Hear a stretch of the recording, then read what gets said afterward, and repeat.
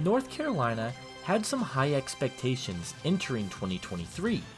With quarterback Drake May and some pretty solid pieces on the offense, this was a roster that had ACC championship aspirations. Unfortunately, the season did not get off to a great start after the NCAA denied the waiver for wide receiver Devontez Walker. He had to sit out the first few weeks of the season before the NCAA reinstated him for the Tar Heels, and once he got approved by the ACC and the NCAA to play, Tezwalker was absolutely fantastic.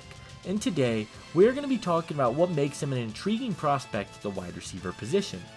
But hey guys, make sure you guys leave a like on this video and subscribe if you are new. We have a bunch of these videos coming out over the next few days as a part of Senior Bowl Super Week. Leave a comment and let me know which players you guys would like to see in the next video, and without further ado, let's get into it. Walker spent the last few seasons at Kent State, a football program that hasn't seen much success, but Walker had some solid numbers. In 2022, Walker had 58 receptions for 921 yards and 11 touchdowns on the year before deciding to transfer to North Carolina. Due to the transfer rules, he was told that he had to sit, even though he had a previous injury designation at East Tennessee State. But after fighting with the NCAA, Walker was granted permission to play.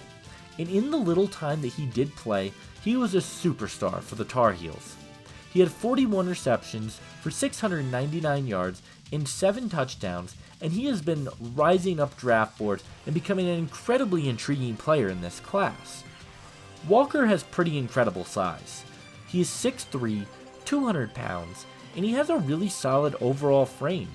He has really long arms and some good size at the wide receiver position. He's got a large catch radius and is a big-time target. He has excellent hands as well. He would high point the football, and he was a hands catcher. He's not a guy who would catch the ball with his body, but he would come back to the football and high point it, and I was really impressed with that. The most enticing part of Walker is his speed. He is dangerously fast at the wide receiver position, but he has the ability to win down the field with his speed. He clocked a top speed of 23 miles per hour, which is absolutely absurd. He may end up running in the 4.3s, which is absolutely ridiculous for a player who is 6'3". He has speed to win down the field consistently, but he also has the ability to make plays after the catch. North Carolina got him involved in the offense in a lot of different ways, and he has the ability to win after the catch, which I absolutely love. I also really like his route running ability. He sells his routes pretty well, and he does a solid job of creating separation. He does occasionally get a little sloppy in his route running from time to time, but he does a really nice job of leveraging himself. Overall, I think his route running is good, but he may need to just be a little bit tighter when breaking out of his routes. He has excellent body control as well and knows where he is on the field. He plays really well on the sidelines, and he had some really nice catches along the sidelines, making sure to get his feet in bounds, which was another thing that I was impressed by. Physicality is something that I think can improve for Tez Walker. For one, he is not the greatest contested catch receiver in the world. He struggled against more physical coverage, and he didn't do amazing against more physicality. It is the biggest area of his game that I think he can improve upon. His lack of physicality showed up as a blocker in the run game as well, as he was just overpowered. He struggled to create separation against more physical press coverage, and while he has shown some really nice upside at the position, I think he needs to improve upon his physicality once he gets to the NFL. There isn't a lot to not like with Tez Walker.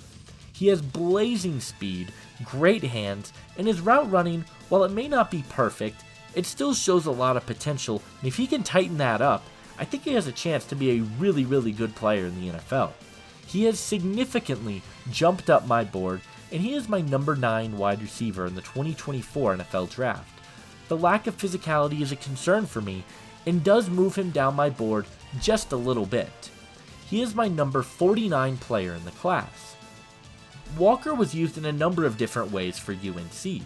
He was even used on the outside as a vertical threat, he was used in the slot over the top, and he was even used on jet sweeps and screens, as he has the speed to make plays with his legs. I think in a vertical offense, he would be used best, because he can win down the field with his speed and just run by everyone, and he wouldn't have to run an extensive route tree. But I think he's a very versatile weapon who I think could play in just about any offensive scheme at the NFL level. My comparison for Tez Walker is Christian Watson. Both of them are blazing fast with excellent speed. Watson ran in the 4.3s, and I think Walker will end up running a similar time. Both of them are pretty solid route runners with reliable hands. Watson is slightly bigger, but in terms of playstyle, I think they're both very similar. Watson is also the more physical weapon, but they're both used in a lot of different ways on the offensive side of the football and can win down the field with their speed.